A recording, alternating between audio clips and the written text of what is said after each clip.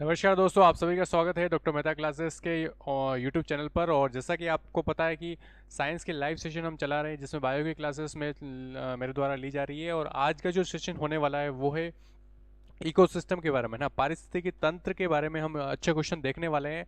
तो जल्दी से आप आ जाइए, जुड़ जाइए और लिंक को आप शेयर कर दें, वीडियो को लाइक कर दें। थोड़ी देर में हम क्लास स्टार्ट करने वाले हैं। सबसे पहले आप कमेंट करके बताइए मेरी वॉइस क्लियर आ रही है या नहीं। थम्स अप करिए अगर वॉइस क्लियर आ रही है मेरी। आज का जो लाइव सेशन होने वाला है वो इकोसिस्टम के क्वेश्चन हम लेने वाले हैं, ना इकोसिस्टम के क्वेश्चन लेने वाले हैं। आगामी जो भी वैकेंसीज आने वाली उसके हिसाब से ये जो सेशन चल रहे हैं ये बहुत ही ज़्यादा फायदेमंद होने वाले हैं। तो आपको पूरी क्लास अटेंड करनी है और जल्दी से आप सेशन को एक बार शेयर भी कर दें। हाँ सुखदेव जी, कुछ टेक्निकल इश्यू की वजह से 5 मिनट क्लास लेट हो गई है। चलिए कुछ देर में स्टार्ट करने वाले हैं। जल्दी से आप लिंक को शेयर कर दें और वीडियो को लाइक कर दें। स्टार्ट करने वाले हैं आज का सेशन।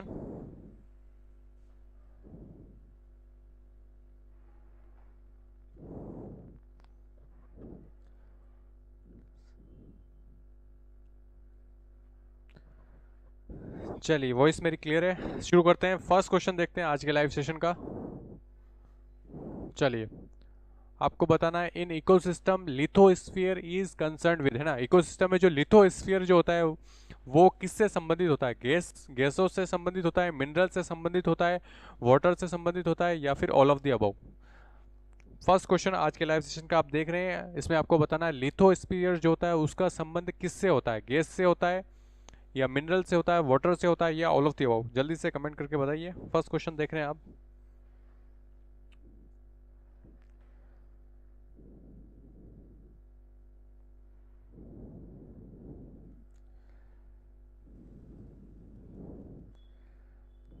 आज के लाइव सेशन का फर्स्ट क्वेश्चन आप देख रहे हैं। आज का जो लाइव सेशन है पारिस्थितिकी तंत्र इकोसिस्टम के हम क्वेश्चन हम लेने कर रहे हैं। और फर्स्ट क्वेश्चन आपको स्क्रीन पे दिख रहा है, इसका आंसर आपको कमेंट करके बताना है। जल्दी से कमेंट करके बताइए।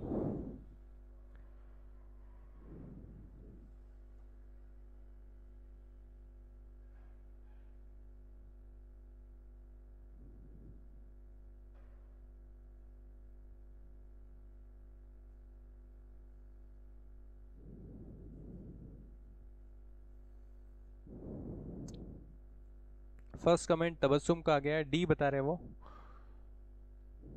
बाकी स्टूडेंट भी कमेंट करते जाइए जल्दी से। फर्स्ट क्वेश्चन आप स्क्रीन पे देख रहे हैं, इसमें लिथोस्फीयर के बारे में पूछा है। लिथोस्फीयर किससे संबंधित है? लिथोस्फीयर के बारे में पूछा है, लिथोस्फीयर, है ना, लिथोस्फीयर। ठीक है,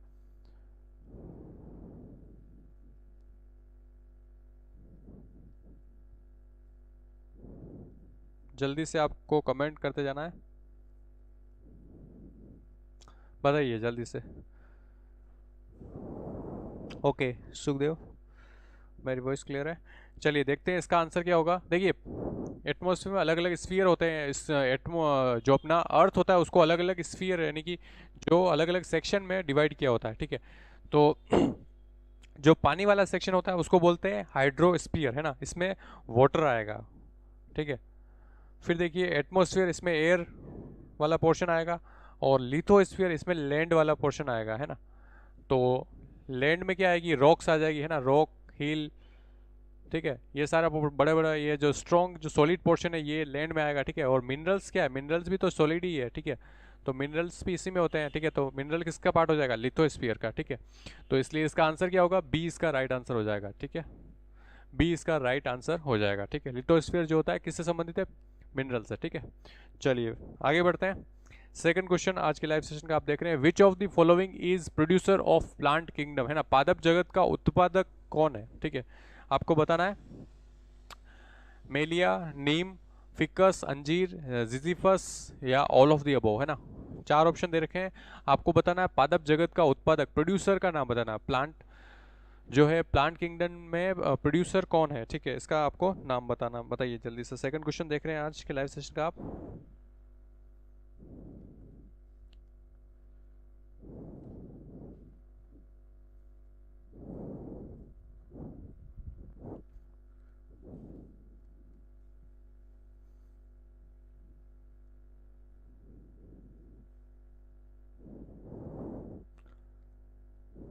सेकंड का आंसर आपको देना है।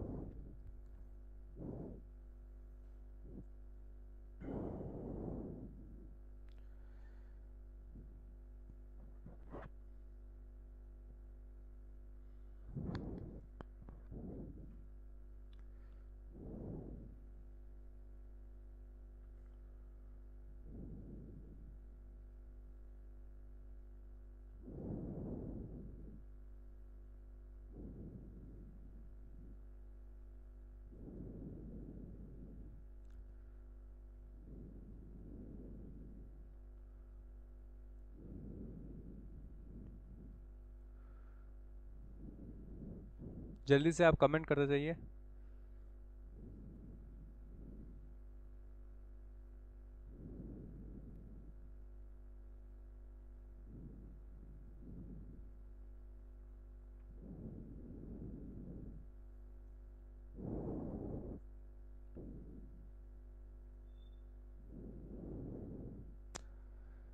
तबस्सुम डी बता रहे हैं।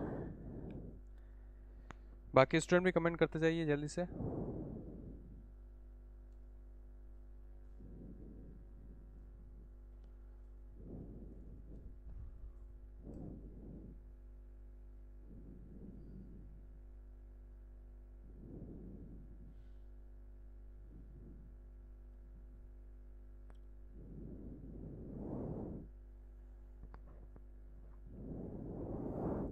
सेकंड क्वेश्चन देख रहे हैं आज के लाइव सेशन का आप, और इकोसिस्टम के क्वेश्चन हम ले रहे हैं। इसमें आपको पूछा है पादप जगत का उत्पादक है ना, प्रोड्यूसर पूछा है, प्रोड्यूसर। ठीक है,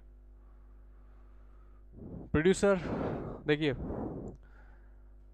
तबस्सुम ने डी बताया। चलिए देखते हैं इसका आंसर क्या होगा।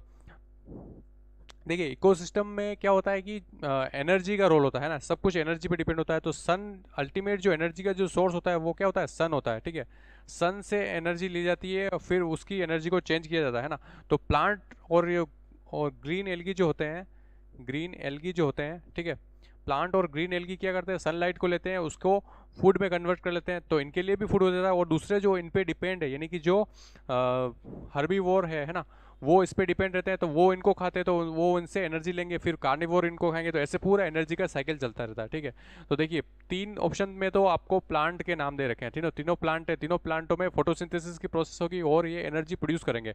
तो ये तीनों क्या हो जाएंगे, प्रोड्यूसर हो जाएंगे। क्या हो जाएंगे, प्रोड्यूसर। ठीक है, तो इसका आंसर क्या हो जाएगा, डी इसका राइट आंसर हो जाएगा। ठीक है, चलिए वेरी गुड, आगे बढ़ते हैं। तीसरा क्वेश्चन देख रहे हैं आप। तीसरा का आंसर आपको देना है the net primary productivity of an ecosystem, है ना। किसी इकोसिस्टम का कुल प्राथमिक उत्पादन होता है ना। अच्छा क्वेश्चन है, बहुत सारे एग्जाम में पूछा जाता है। बताइए,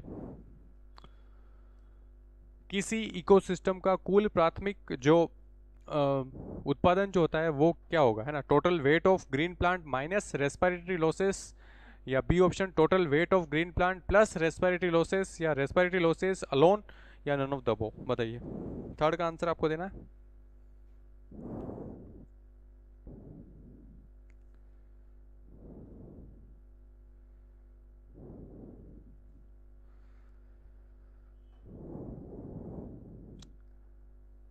नेट प्राइमरी प्रोडक्टिविटी के बारे में पूछा है।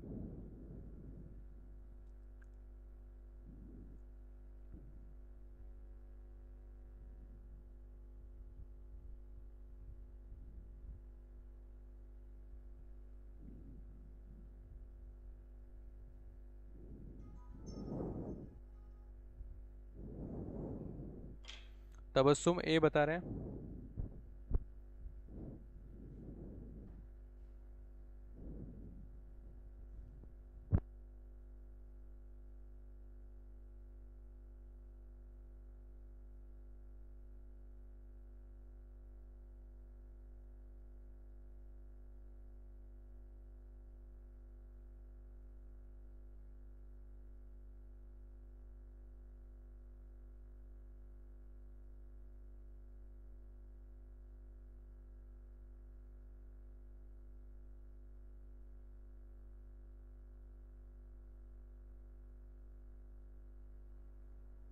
चलिए अब गुड इवनिंग उमा कुमारी।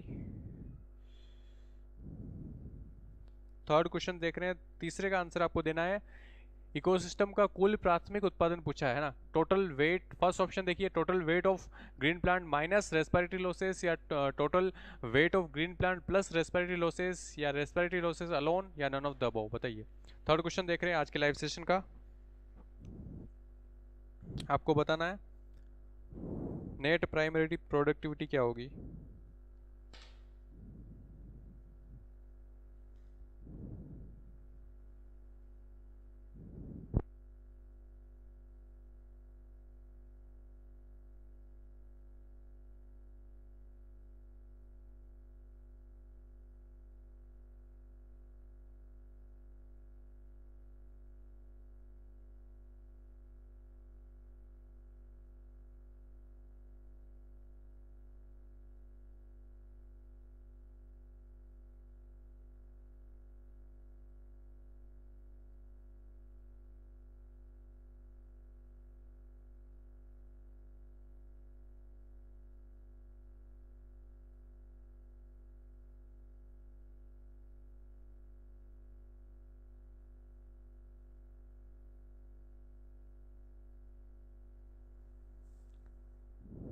चलिए देखते हैं थर्ड का आंसर क्या होगा। देखिए, नेट प्राइमरी प्रोडक्टिविटी के बारे में पूछा है। नेट प्राइमरी जो प्रोडक्टिविटी, इसका फॉर्मूला जो होता है NPP is equal to GPP minus respiration. ठीक है, ये इसका फॉर्मूला होता है। नेट प्राइमरी प्रोडक्टिविटी क्या होती है? ग्रोस प्राइमरी प्रोडक्टिविटी में से रेस्पिरेशन है ना, क्योंकि रेस्पिरेशन में एनर्जी खर्च होती है। ठीक है, और ग्रोस प्राइमरी प्रोडक्टिविटी का मतलब टोटल एनर्जी बनी, उसमें से वो आपने निकाल दी, जो टोटल जो नेट प्राइमरी प्रोडक्टिविटी वो आ जाएगी। ठीक है, तो देखिए फर्स्ट ऑप्शन पढ़िए, total weight of green plant. तो ग्रोस प्राइमरी प्रोडक्टिविटी का मतलब वही है कि सन जो है, सॉरी प्लांट जो है सन से एनर्जी ले रहे हैं और फोटोसिंथेसिस कर रहे हैं, उससे प्लांट का वेट बढ़ रहा है ना। तो total weight of green plant, इसका मतलब यही है ग्रीन GGP है ना, माइनस रेस्पिरेटरी लॉसेस, तो ये GPP की तरह ही है ना। तो फर्स्ट ऑप्शन इसका राइट हो जाएगा। ठीक है, ए ऑप्शन इसका करेक्ट होगा। अच्छा क्वेश्चन है, बहुत बारी पूछा गया है। आगे बढ़ते हैं, फोर्थ क्वेश्चन देखिए आज के लाइव सेशन का, आप देख रहे हैं fourth question. Primary producer of an ecosystem है ना, इकोसिस्टम में प्राइमरी उत्पादक होते हैं, हर्बीवोर होते हैं, कार्निवोर होते हैं, या फिर दोनों होते हैं, या फिर ग्रीन प्लांट्स होते हैं, है ना। बताइए। Net prime sorry fourth question देख रहे हैं, primary producer of an ecosystem है ना। इकोसिस्टम में प्राइमरी प्रोड्यूसर कौन होते हैं? इको हर्बीवोर होते हैं, कार्निवोर होते हैं, या दोनों होते हैं, या फिर ग्रीन प्लांट्स होते हैं। बताइए।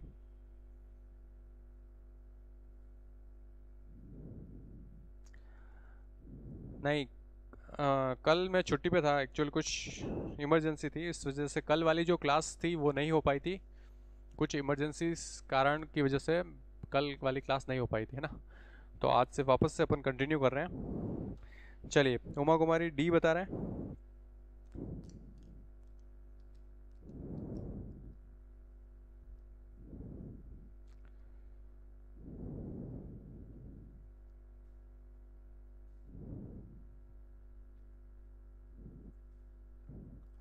बताइए, जल्दी से कमेंट करते जाइए।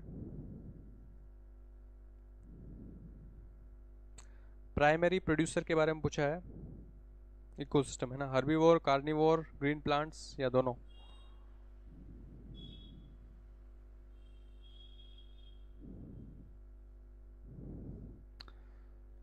चलिए देखते हैं इसका आंसर। देखिए, इकोसिस्टम में प्राइमरी प्रोड्यूसर, इससे रिलेटेड एक क्वेश्चन थोड़ी देर पहले भी आया था। प्रोड्यूसर का मतलब क्या होता है? प्रोड्यूसर का मतलब जो सन की जो एनर्जी है उसको चेंज करना है ना, जो सोलर एनर्जी है उसको केमिकल एनर्जी में चेंज कर देते हैं। कौन करते हैं? प्लांट्स, है ना, ग्रीन प्लांट जितने भी होते हैं, और ग्रीन एल्गी। ठीक है, ग्रीन प्लांट, ग्रीन एल्गी। ठीक है, ठीक है। और अगर एक्वेटिक इकोसिस्टम की बात करेंगे तो एक्वेटिक प्लांट, ध्यान रखिए ये ऑप्शन में भी आ सकता है, एक्वेटिक प्लांट और ग्रीन एल्गी। ठीक है, और फाइटोप्लैंक्टन जो कि पानी में होता है ना, फाइटोप्लैंक्टन। ठीक है, तो इनमें भी ये भी फोटोसिंथेसिस करते हैं, तो ना ये सब मिलके क्या करते हैं? फोटोसिंथेसिस करते हैं, और सन की जो एनर्जी है उसका यूज़ करते हैं ना, उसको कन्वर्ट कर देते हैं, ताकि जो आगे वाले जनी की जो हर्बीवोर है, कार्निवोर है, वो सन की एनर्जी को अल्टीमेटली इनडायरेक्टली उसका यूज़ कर सके। ठीक है, तो ग्रीन प्लांट जितने भी होंगे वो क्या होंगे? प्राथमिक उत्पादक होंगे, है ना, प्रोड्यूसर है। चलिए आगे बढ़ते हैं। फिफ्थ क्वेश्चन देखते हैं आज के लाइव सेशन का। Which of the following are consumer of second order, है ना, निम्न में से द्वितीय वर्ग के उपभोक्ता कौन है ना, हर्बीवोर है, कार्निवोर है, टॉप कार्निवोर है, या नन ऑफ द अबव, बताइए। फिफ्थ क्वेश्चन देख रहे हैं, फिफ्थ का आंसर आपको करना है।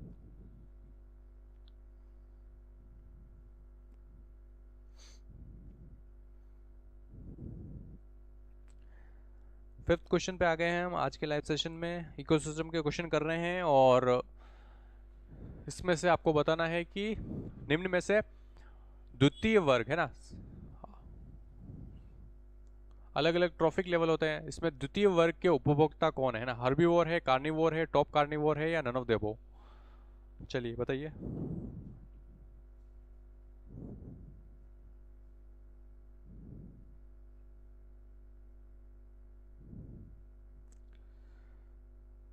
फिफ्थ का ए बता रहे हैं उमा कुमारी।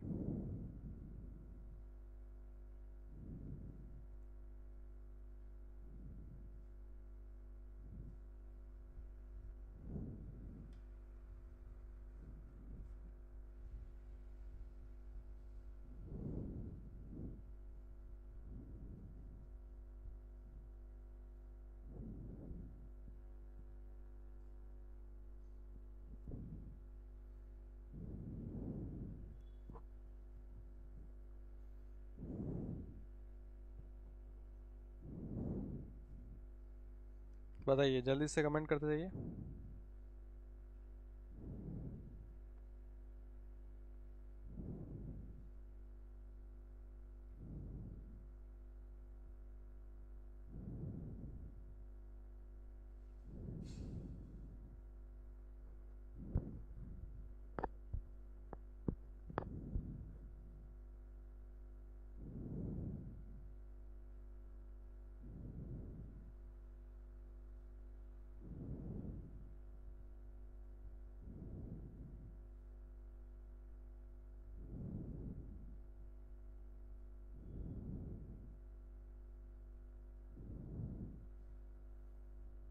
फिफ्थ का ए बता रहे हैं Sukhdev Singh.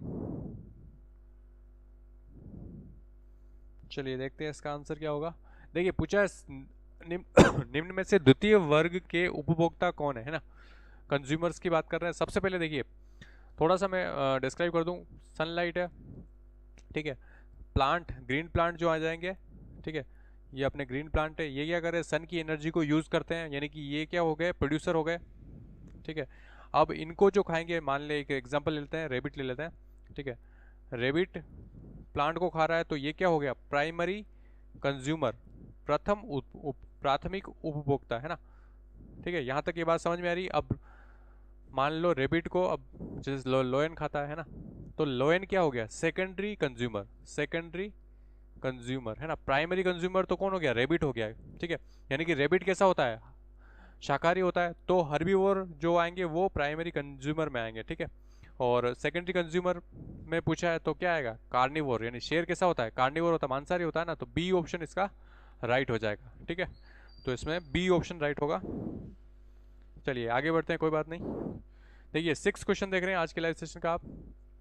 When food energy passes from herbivore to carnivore, है ना, जब फूड एनर्जी जो है वो हर्बीवोर से कार्निवोर में जाती है तो क्या होता है ना, कुल एनर्जी का क्या होता है, some energy in increase, energy बढ़ जाती है या एनर्जी घट जाती है या फिर अपरिवर्तित रहती है, मतलब कोई चेंजेस नहीं होता है या प्रासंगिक नहीं होता है ना, नॉट रिलेवेंट।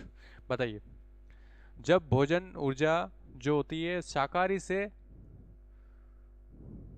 क्वेश्चन समझे ना आप, कि जैसे कि खरगोश है या हिरण है वो घास को खा रहा है, तो घास को खाने से उनको उनको एनर्जी मिल रही है, फिर शेर जो हो रहा है हिरण या खरगोश को खाता है तो शेर को भी एनर्जी मिलती है, तो ये एनर्जी एक पोषण स्तर से दूसरे पोषण स्तर में जा रही है, तो इसमें एनर्जी बढ़ती है या घटती है, मतलब कि एनर्जी जो है सन से प्लांट में गई, प्लांट से फिर हिरण में गई, हिरण से फिर लोयन में गई, तो ये घट रही है या बढ़ती है या कांस्टेंट रहती है, कोई अपरिवर्तित रहती है या फिर नॉन रिलेवेंट, कोई प्रासंगिक नहीं होती है ना।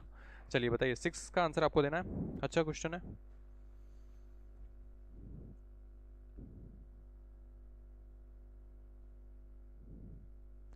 सिक्स का बी बता रहे हैं उमा कुमारी। राकेश बी बता रहे हैं।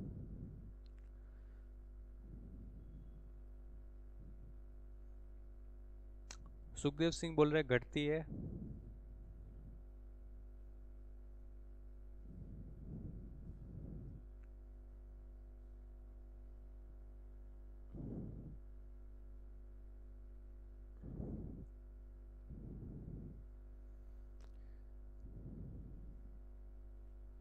चलिए देखते हैं। 10% डिक्रीज पर ट्रॉफिक लेवल, उमा कुमारी बोल रहे हैं। चलिए बाकी स्टूडेंट भी कमेंट करते जाइए जल्दी से।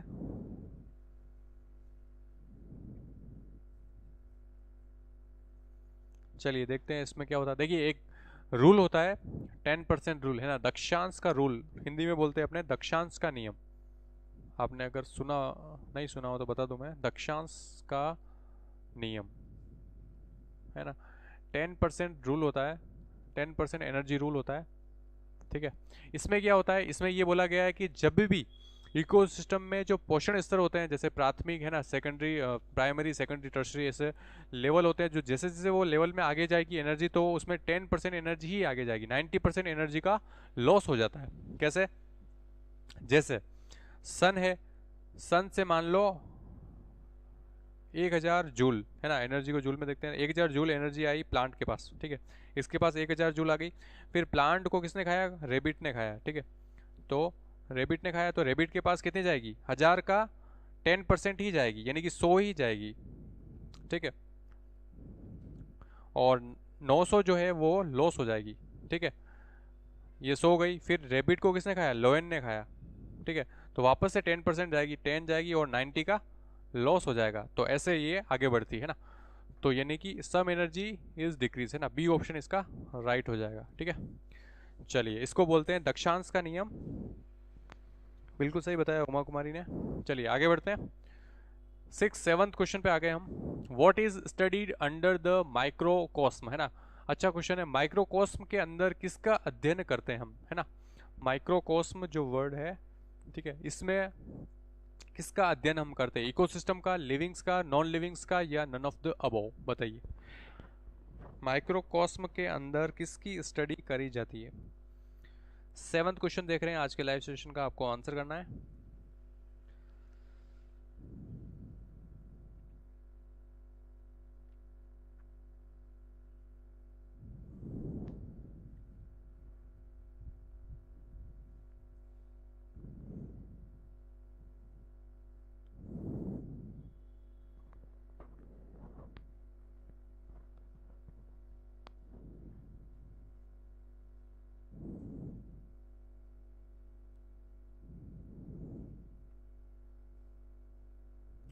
चलिए जल्दी से बताइए, 7th का आंसर आपको करना है। माइक्रोकॉस्म के अंदर किसकी स्टडी करी जाती है ना, आपको बताना है, जल्दी से बताइए।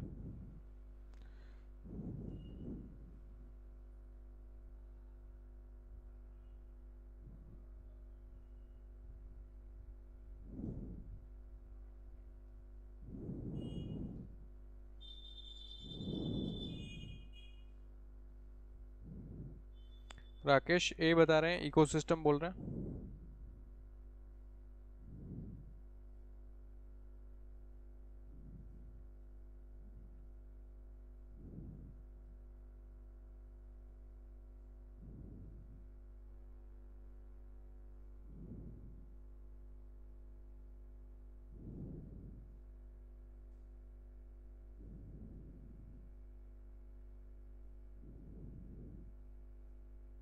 उमा कुमारी ये बता रहे हैं।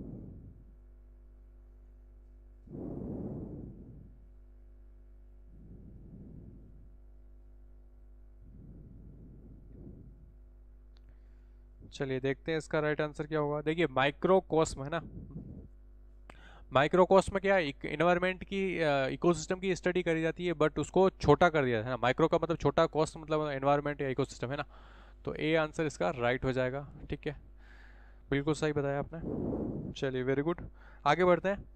8th का आंसर आपको देना है। Which of this cycle is concern with energy flow in the ecosystem, है ना। पारिस्थितिकी तंत्र में ऊर्जा प्रवाह से संबंध चक्र कौन सा है ना? Food cycle, O2 cycle, Cl2 cycle, या ऑल ऑफ द अबव? बताइए। पारिस्थितिकी तंत्र में ऊर्जा प्रवाह है ना, ऊर्जा एनर्जी का जो फ्लो होता है उससे संबंधित चक्र कौन सा है? फूड साइकिल है, O2 साइकिल है, Cl2 साइकिल है, या फिर ऑल ऑफ द अबव? बताइए। 8 क्वेश्चन पे आ गए हम।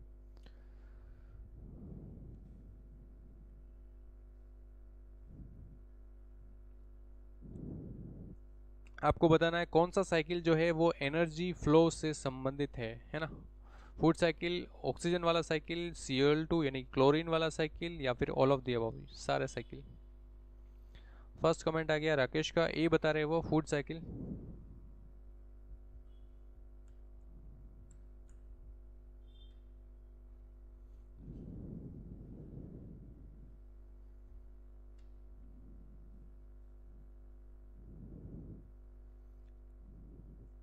उमा कुमारी ए बता रहे हैं।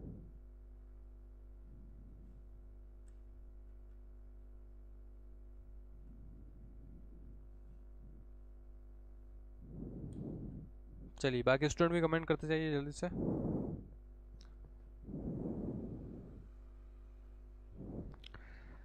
देखते हैं इसका आंसर क्या होगा। देखिए पूछा है पारिस्थितिक इकोसिस्टम में एनर्जी फ्लो जो होता है वो कौन से साइकिल से संबंधित होता है ना। एनर्जी जो होती है,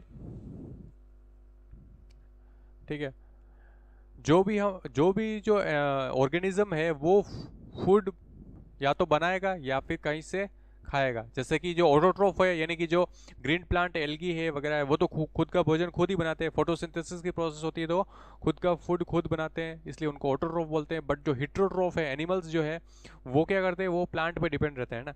तो अल्टीमेटली फूड जो अपन या ऑर्गेनिज्म इनटेक कर रहे हैं उससे क्या होगा, उससे वो फाइनली एनर्जी प्रोड्यूस करते हैं, ठीक है। और उससे उनकी बॉडी की सारी जो फंक्शंस है, सारे सिस्टम है वो चलते हैं। मेटाबॉलिज्म के प्रोसेस होती है ना, मेटाबॉलिज्म की प्रोसेस होती है। फूड इनटेक के बाद में क्या होता है, मेटाबॉलिज्म होता है। मेटाबॉलिज्म में समझे तो मेटाबॉलिज्म के दो टाइप होते हैं, एक तो होता है केटाबॉलिज्म, ठीक है। केटाबॉलिज्म का मतलब है कि बड़े पदार्थ को छोटे पदार्थ में तोड़ना। जैसे अपन जो भोजन खाते हैं तो बॉडी क्या करती है, उसको छोटे भागों में तोड़ देती है, अल्टीमेटली उसको मोनोमोलिक्यूल्स में तोड़ देती है। जैसे कि कार्बोहाइड्रेट है तो उसके मोनोमोलिक्यूल्स क्या है, ग्लूकोज है ना, फ्रक्टोज है ना, ऐसे मॉलिक्यूल्स में तोड़ देती है ताकि बॉडी उसको एब्जॉर्व कर पाए, ठीक है, और उससे एनर्जी बना पाए, ठीक है। और जैसे ग्लिसरॉल है या फिर वो किसका है, फैटी एसिड, और ग्लिसरॉल जो किसका है, फैट का है ना। फैट जो अपन खा रहे हैं उसको फाइनली तोड़ के फैटी एसिड और ग्लिसरॉल में चेंज कर देती है ना बॉडी। तो कैटाबोलिक का मतलब होता है बड़े पदार्थ को तोड़ के छोटे पदार्थ में बनाना, और एनाबोलिक मतलब कि छोटे पदार्थ को बड़े पदार्थ में। तो ये इन दोनों को कंबाइंडली अपन बोलते हैं मेटाबॉलिज्म, है ना। तो ये प्रोसेस चलती है। फिर एनर्जी यानी कि अल्टीमेटली मैं समझाना चाह रहा हूँ कि एनर्जी जो है वो फूड से रिलेटेड है ना। तो फूड साइकिल जो होगा वो ऊर्जा प्रवाह से संबंधित हो जाएगा, ठीक है। तो ए ऑप्शन इसका राइट हो जाएगा, ठीक है। चलिए वेरी गुड, आगे बढ़ते हैं। देखिए 9th का आंसर आपको देना। In a given ecosystem, number of individual in species remain more or less constant over a period of time. The constancy of a number is maintained by। किसी दिए गए पारिस्थितिकी तंत्र में किसी जाति जीवधारियों की संख्या काफी समय तक स्थिर रहने का कारण है, ठीक है। जैसे कि पर्टिकुलर कोई इकोसिस्टम है, उसमें पर्टिकुलर कोई स्पीसीज है, मान लो हिरण की प्रजाति है ना, तो वो एक समय तक स्थिर रहती है ना। तो वो स्थिर रहने का कारण क्या है, पैरासाइट, प्रीडेटर, मेन, या अवेलेबल फूड? बताइए।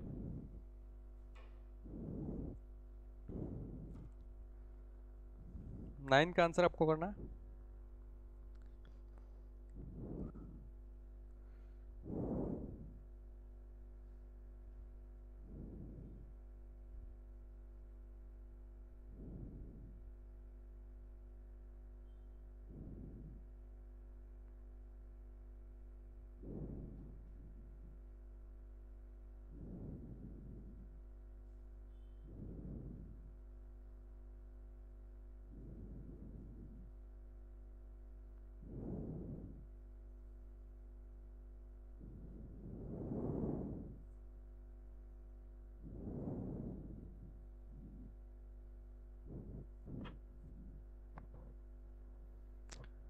राकेश डी बता रहे हैं, उमा कुमारी डी बता रहे हैं।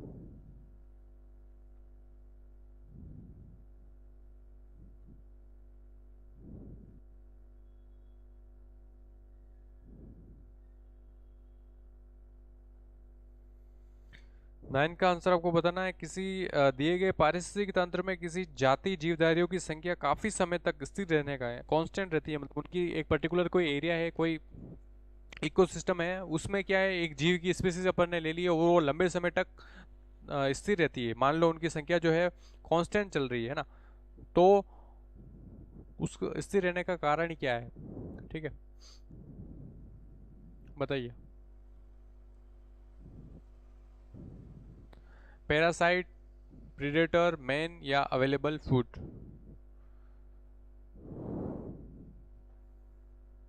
चलिए देखते हैं इसका राइट आंसर। देखिए,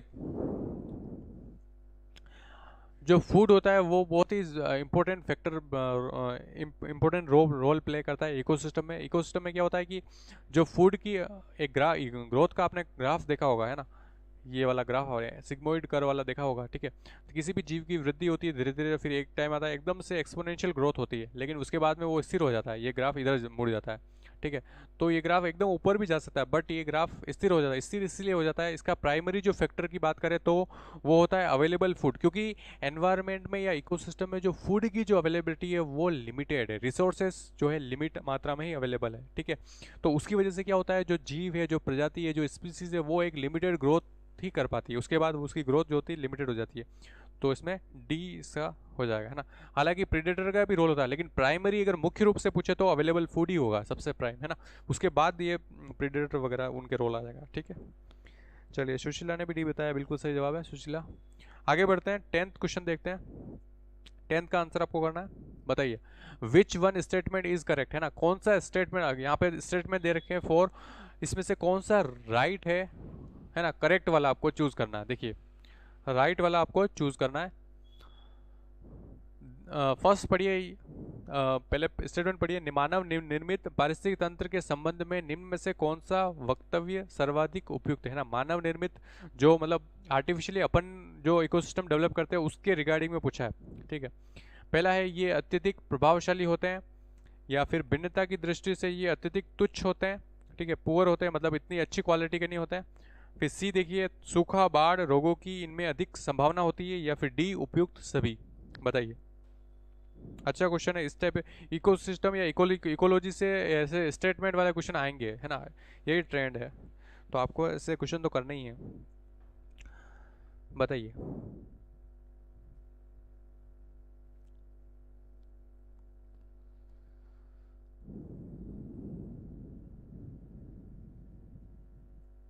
टेंथ का आंसर आपको देना है।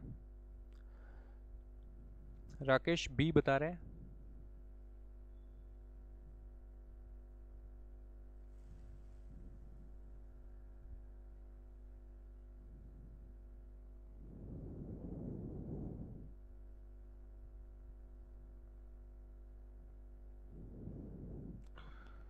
उमा कुमारी डी बता रहे हैं।